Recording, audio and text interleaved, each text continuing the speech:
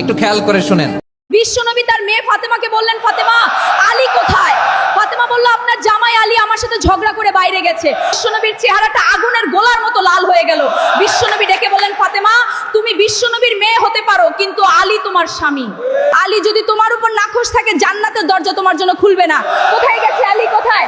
বললেন যে মসজিদে নববীতে গেছে। বিশ্বনবী যেয়ে দেখলেন বালির উপরে আলী শুয়ে আছে। বিশ্বনবী মজা করে ডাক দিলেন, ইয়া আবা তুরাব, মানে হে বালির বাবা আলী, ওঠো।